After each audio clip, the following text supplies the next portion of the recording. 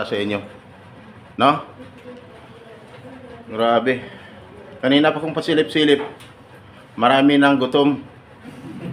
Ang iba, halos natutulog na. So, sobrang pagod at antok. Kasi alas 10 pa na dumating. No? Wala pang kain-kain. Kinakain kayo, hindi? Hindi kayo kumain? Hindi. Hindi ba? Yan. Parang nilalaming, no? Di bali. Sabi na, wala pa talaga, sir. Gusto ko nang umuwi. Huwag kayong maglala. Okay? Ako yung kasunod na speaker. Lahat ng inantok, gising. Lahat ng busog, gutom. Lahat ng busog, gutom, busog. Kaya pag uwi mo mamaya, pag ako ang speaker, no? Nako, magtataka si misis mo, si mister mo, pagdating mo ng bahay, tatanungin ka na agad, mahal, kanina pag alis mo, para kang sobrang pagod, may mabigat na problema. Pero ngayon, pag uwi mo, parang sobrang saya mo. Mahal, kamusta ka?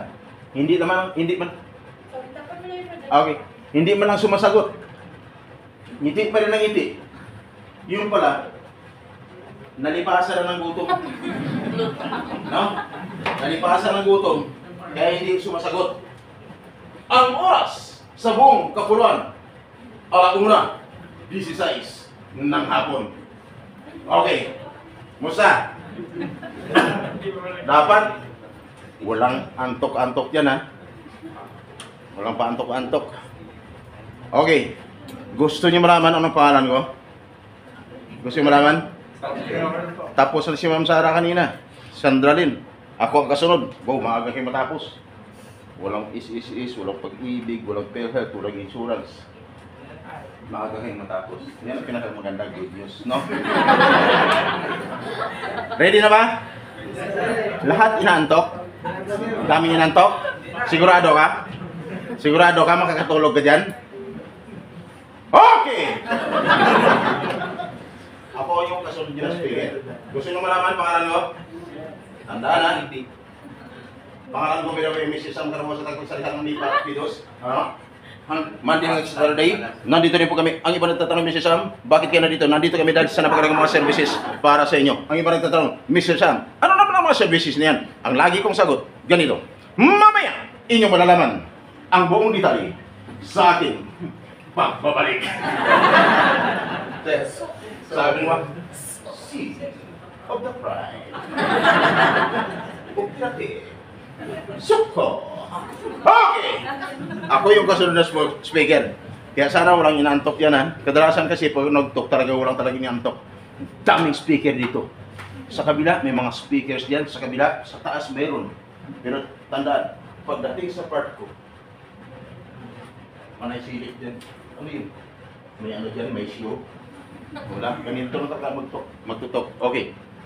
Sam Carbausa ng Amipa Pidos for Welfare Assistance. Magtatanong lang, sino ang mga ex-abroad? Taas yung mga kamay, bilis. Ex-abroad. 10. Sino ang mga first-timers? Taas yung mga kamay. 11. Sabi ni Baka, 11? Ba't ang dami natin? Ay saan ba mas marami? Yung 10 or 11? 11, di ba? Okay. Sinong taga Luzon? Luzon. Thank you. Visayas. Thank you. Mindanao. Meron? Dami. Dami taga Luzon. Okay. Tingnan natin, ha. Minantok na? Wala na, no?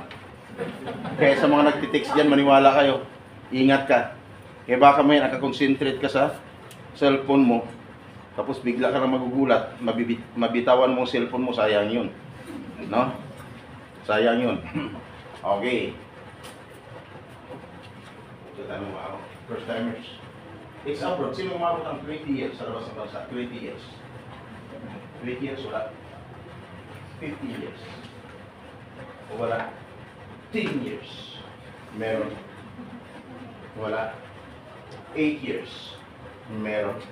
Thank you, sir. Sir, hanggang doon na ako, magtatanong kayo 5 years, no 4 years.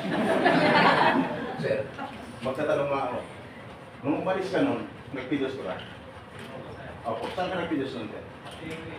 Sa POE. Nung magpidos ka, nakita mo ba ako doon? Wala pa po, sir. Wala pa. Hindi mo ako nakita doon. Sure. Tama. Hindi niya ako nakita doon. Kasi wala naman talaga ako doon. Nakita mo lang ako ngayon kasi nandito ako ngayon. Tama, sir? Okay. Sagot na ng sagot, ha? Grabe. Sir, may naging karanasan ka ba sa labas ng bansa na sobrang bigat? Sino may naging karanasan sa labas ng bansa? Yung parang sobrang hirap na parang sumuko ka na. Parang ayaw mo na magtrabaho pero hindi mo magawang umuwi. Mayroon? Wala naman? Oo. Kadalasan kasi, nangyayari yan sa mga kababaihan, sa mga household workers. No? Kadalasan. Pero nangyayari din sa mga skilled workers. No? Walang pinipili. Mabuti naman, sir. Pero ngayon ba? Ngayon, bakit kayo alis? Hindi pa kayo magtataka? Bakit ko kunti na lang? Yung mga ex-abroad. First timers, tingnan nyo, pataasin ko lahat. Mga kamay ng ex-abroad, pataasin ko ulit. Ex-abroad, taas yung mga kamay. First timers, tingnan nyo. Taas mo na, ex-abroad. Kukunti na lang, tama? Hindi ka ba kayo magtataka? Araw-araw sa daming nagbibidos. No? Pero kukunti na lang ang mga ex-abroad. Wala pa kayong napag-isipan, bakit kaya? Kunti na lang. Hindi na nakaka-uwi pa, sir. Bakit ano nangyari? First timers, narinig nyo? Sabi ni sir, hindi na nakaka-uwi yung iba. Bakit? Ano nangyari sa ex-abroad ka rin? Iba, sir, ano na wala nang balita. Wala lang, sir. Tama! Hindi na nakaka-uwi. Kasi bakit ang iba? Continuous na lang. Pero ang iba, talagang hindi na ang iba, ayaw nang bumalik. Nakaka-uwi ng Pilipinas. Bakit? Anong nangyari? Grabe. Umasinso na. Gusto niyo bang pagdating sa labas ng bansa, lahat kayo ay tagumpay? Sa pagkatrabaho, taas yung mga kamay. Tagumpay, ha? Sabihin mo lang hindi. Okay, thank you. Gusto niyo naman uwi ng Pilipinas na lahat. Pag uwi niyo ng Pilipinas, makasama mo yung mga mahal sa buhay na may dala yung pera at masaya kayong lahat. Gusto niyo ba? Taas yung mga kamay. Thank you. So hindi tumataas ang mga kamay. Ayaw nyo? Okay. Ngayon, magtatanong lang. Ex-abroad. Magtatanong lang. Sumigaw kayo ang pinakamalakas na sigaw. Ex-abroad. Parinig nyo sa mga first timers, yung parang galit ka. Ha? Ex-abroad. Masarap buhay. OFW o hindi? Isigaw nyo. Masarap buhay OFW hindi? Hindi! First timers. Narinig nyo? Sabi ng mga ex-abroad. Hindi! Nung marinig ng mga first timers, ito lang nasa isipan. Ha? Tuloy pa ba? Ang tanong, tuloy, hindi. Tuloy! Isigaw niyo ng pinakamalakas. Tuloy, hindi! Tuloy! Sipa! Tuloy! Sipa! Tuloy! Tuloy. Sabi ng iba dyan, tuloy ka pa ba? Tuloy! Bakit? Kasi sir, hindi pa lang sumasagot mula kanina. Sir, sabi ng mga bata, ano nangyayari? Sir, first timer, kanan. Bakit sinabi ng mga ex-abroad na hindi masarap buhay OFW? Ha? Gusto niyo maranasan? Ma'am, first timer ex-abroad. Ex-abroad. Ma'am, nakaranas ka naman ng buhay na sobrang hirap, sobrang sakit, pero sobrang sarap naman. Naranasan mo na ba? Naranasan mo na ba? Hindi niya pa naranasan. Ma'am, tatanungin lang kita. Gusto mo bang maranasan? Ha? Ha? Gusto mo bang maranasan, ma'am? Ha? Sabihin mo lang sa akin. Mamaya. Bakit? Grabe, no? May sinabi ba ako masama?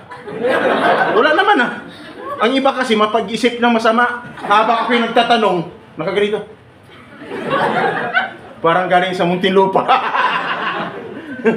Hindi mo lang tumatawa. Ang iba ng tawa kasi nag-isip din ng masama.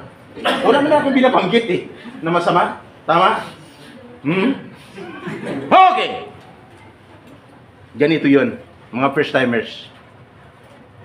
Kadalasan sabi ng iba, hindi masarap. Bakit? Try nyo pag-alis. Unang araw ng pag-alis mo, doon mo na maramdaman yung sobrang lungkot. First-timers, sobrang lungkot, sobrang sakit ng maramdaman mo. Bakit? Ngayon, dito ka pa lang sa Pidus. Ha? Umpisa na yan. Kung kanina, nabanggit ni Ma'am lahat, marami siyang hindi nabanggit sa part ko. Kasi ang part ko ay hindi niya part. Pero ang part niya is part ko. Kung siya signatory ng Pidus Certificate, signatory din ako. Kung siya accredited, facilitator ng OWA, accredited din ako. No? Kaya lang kung dating sa part ko, sa public service, iba po to. Kaya, ganun po. Unang pag-alis mo sa Pilipinas, pag hinatid ka na ng pamilya mo sa airport, doon mo na maramdaman. Nasa sasakyan pa lang gawin. Ganun, no? Pagdating sa airport, lalo na pag-umpisa na, papasukin ka na dun sa gate. Sige, pag ganun-ganon ka na. Asawa mo, mahal mo sa buhay. Ingat ka. No? Hintayin ka namin. Hintayin daw namin. Ay, paano mo sinabi na sir? Sinabi ni sir kanina, hindi na nakabalik. Okay!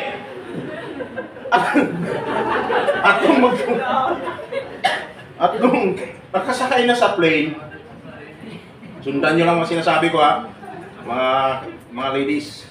Nung makasakay na sa plane, gusto mo niya kaapit pa uli, yung mahal sa buhay, hindi na pwede, ihagis hindi na pwede. Kasi sa loob ka na ng plane, siya na sa labas ng plane. Tama?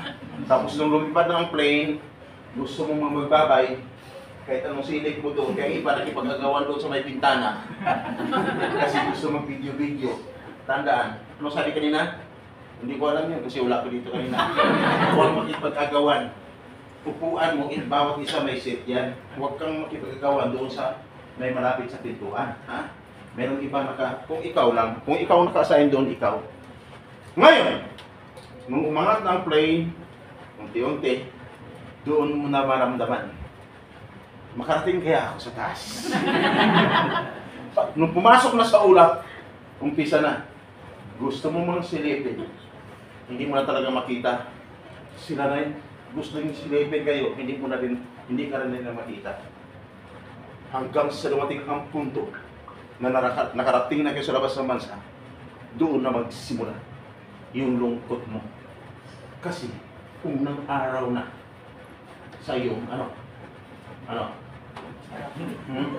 pagkatrabaho. Kinabukasan, trabaho ka na, pero gabi pa lang, gusto mong kumain, wala na sarili. Tinatawag ng self-service. Kinabukasan, magtrabaho ka na, hindi pa rin sila mawala sa isipan mo. Trabaho ng trabaho, tapos pagod ka na. Then, gutom ka pa. After ng work, anong mangyari? Gusto mong humingi ng pagkain.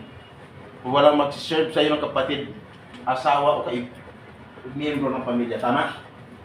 Sobrang hirap ang maramdaman mo. Pero, nung nakapag-isip ka, isang bagay lang naisip mo, may cellphone ka pala. Nung binuksan mo, tinawagan mo sila, nakausap mo na rin, nag-video call pa. Tama? Nakita mo sila sa video call, nakita mo sila sa loob ng cellphone, nakita ka rin sa loob ng cellphone. Pero, nung biglang magkaroon ng brownout, tandaan, Nawala ang signal. Nawala sila. Nawala ka rin. Ang sama na pakiramdam. Ang sakit.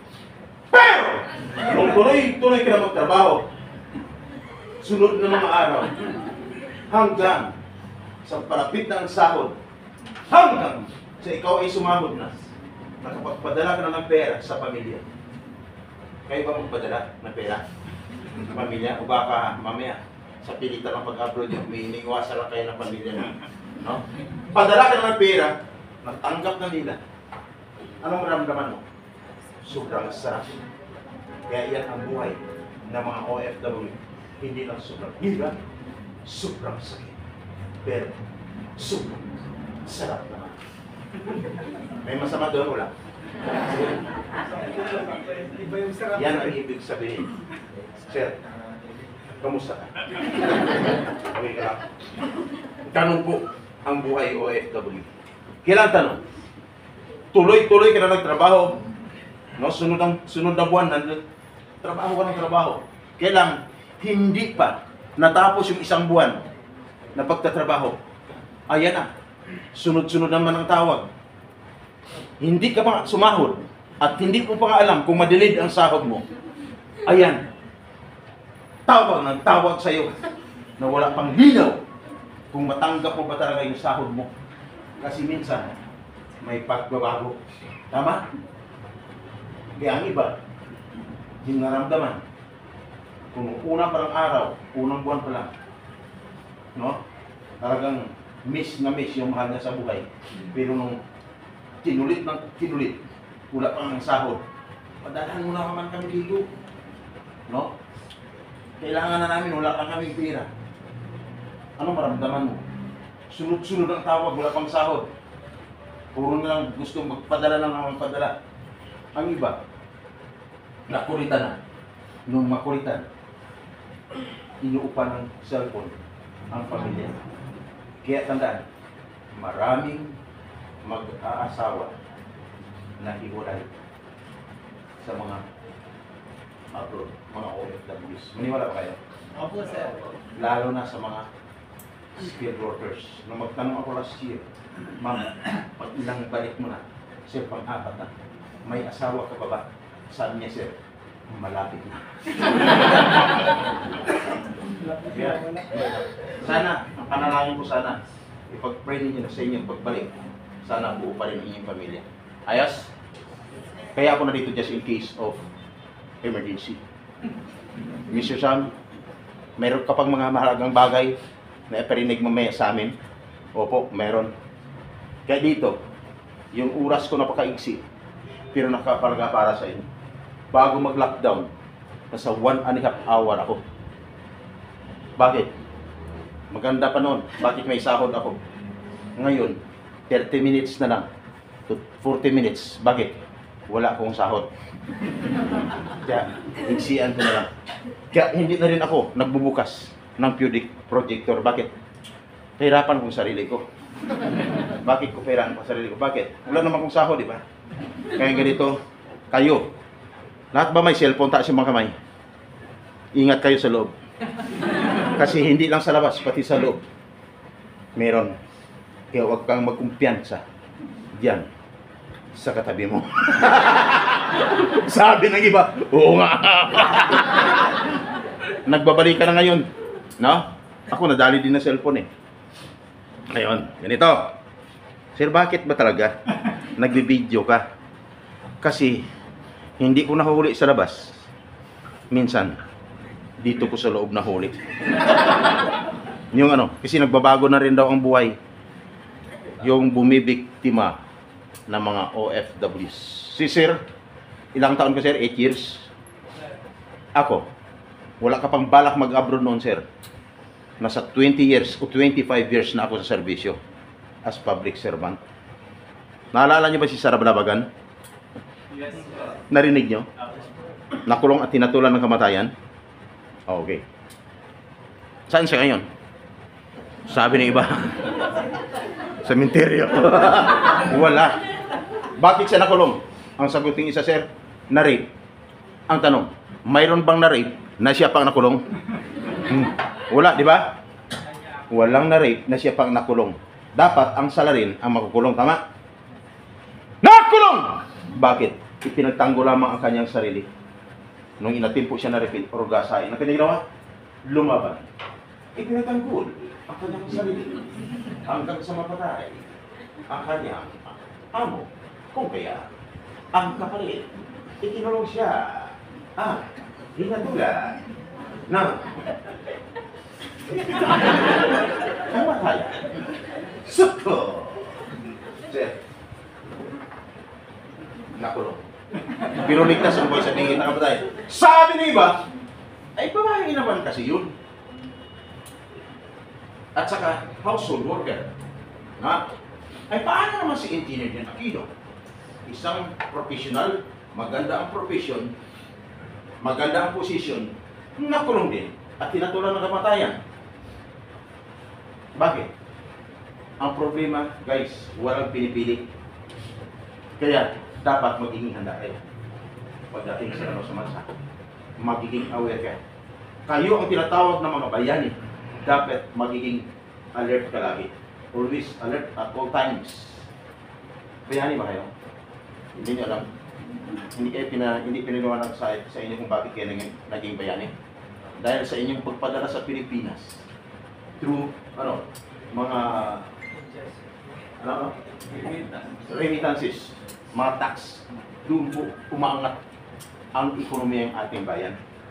Sa ngayon, umaangat pa. Umaangat ba ngayon? Hindi. Hindi pa. Sabi naman, lagi naman sabi, kaangat, wala naman. Ay, mahal lang ang bigas eh. Okay!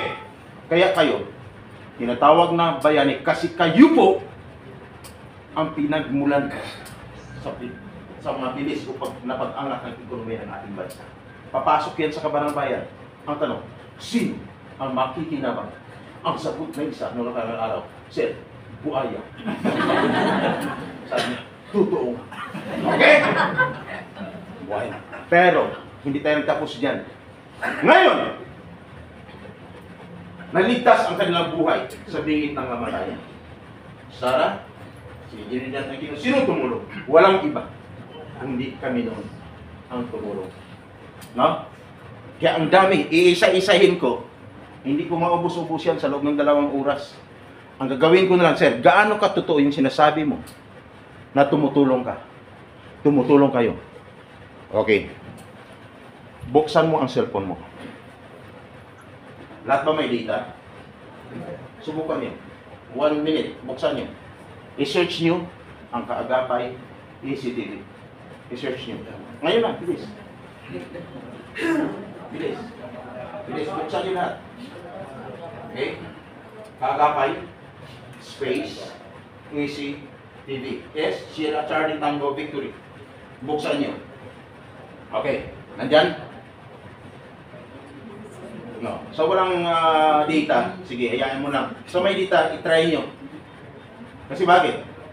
Pag nakita nyo dyan, nakasombrero kulay itim. Nakasalamin kulay itim. Nandiyan na? Kakapay, sa YouTube ha, hindi sa Facebook. Sayang yung cellphone mo kung hindi mo yan sinerch. No, sayang yan. Okay. Mabilisan. Nandyan? Oh. Okay. Nakita nyo? Kulay itim ang sombrero. Nakasalamin kulay itim. Pag nakita nyo, wala kayong ibang gagawin kundi ano? Subscribe. Bakit? Lahat yan yung makita. Dito may nasa videos, may lecture, pero sa kailaliman yan, makikita nyo yung mga sinasaktan, mga pinapatay, no? Mga namatay na sa Kuwait, na kung saan siya na nagreklamo, hindi pa rin tapos ang problema, hindi pa rin uwi ang pamilya sa Pilipinas. Makikita niyo dyan, yung hindi pinapasahod na ilang taon na nagtatrabaho, pag-uwi ng Pilipinas, na walang sahod-sahod, pagdating sa amin, nabayaran, no? Nandyan, yung biktima ng illegal recruitment, nandyan. Kaya ang part ko, hindi lang dito sa loob ng videos,